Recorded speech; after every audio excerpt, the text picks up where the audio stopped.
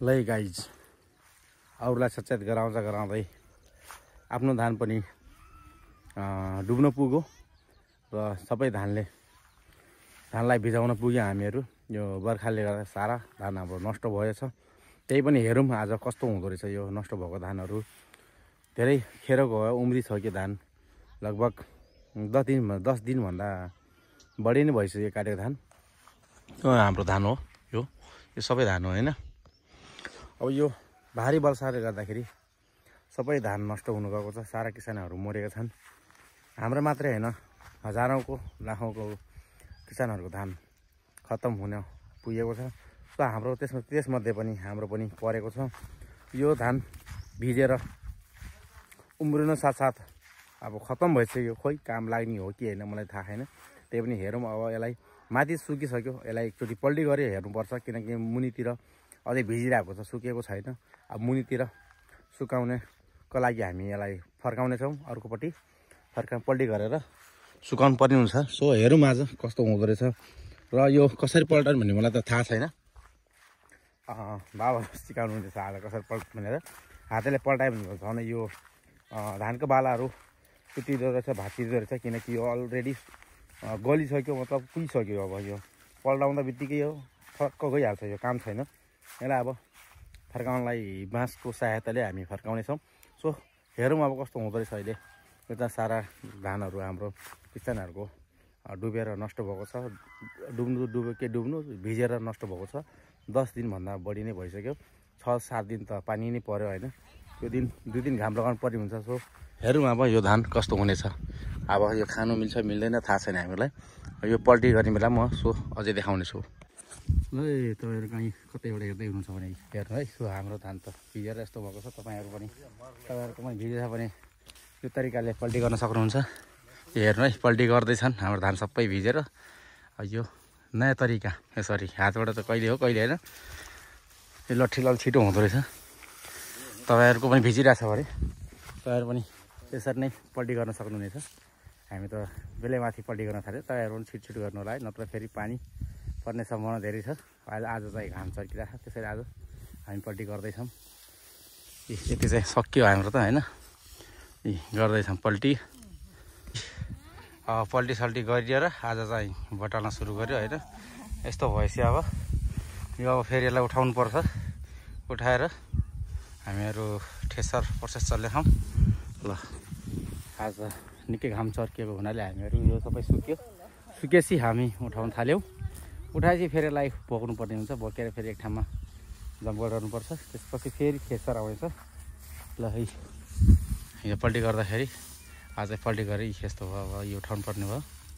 उठाउँदैछौँ। अब बटालेर सक्यो होइन। हामी उठाएर अब यो उठाएपछि यहाँ जम्मा गर्दैछौँ। अब यो जम्मा भएपछि फेरि ठेसर आउनेछ। म पनि उठाउँदैछु, सबैजना मिलेर उठाउँदैछु। अब सकिन लागिसक्यो लगभग। यति नै हो, लास्ट हो। अब उठाएर एकछिन फेरि ठेसरलाई कल गर्दैछौँ। कल गरेर त्यसपछि कति बेला आउँछ थाहा छैन। त्यसपछि फेरि हामीहरू ठेसर लगाउँछौँ। आज पुरा भिडियो देखाउँछु कसरी ठेसर लाउँछ भनेर। लेट्स से आज हामीहरू अब ठेसर लाउन जाँदैछौँ। सो हेरौँ अब आज माहौल कस्तो छ सबै देखाउँछु। Let's see.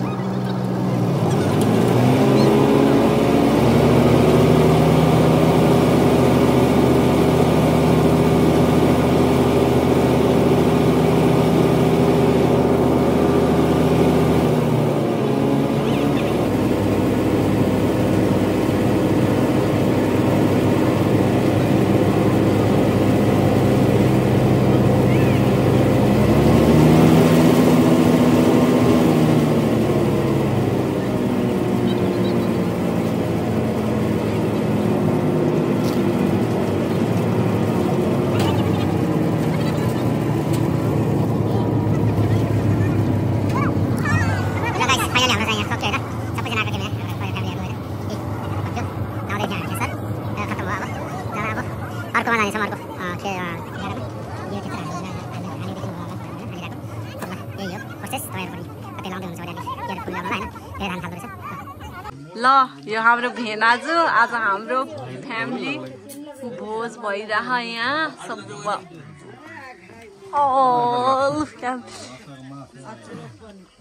यो भाइ हो यो अङ्कल हो दादा फुपू नगर्न ल यहाँ सबै भोज भइरह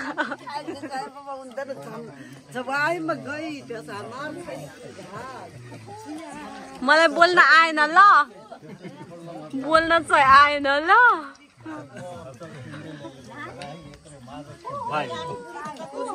आलुपुरी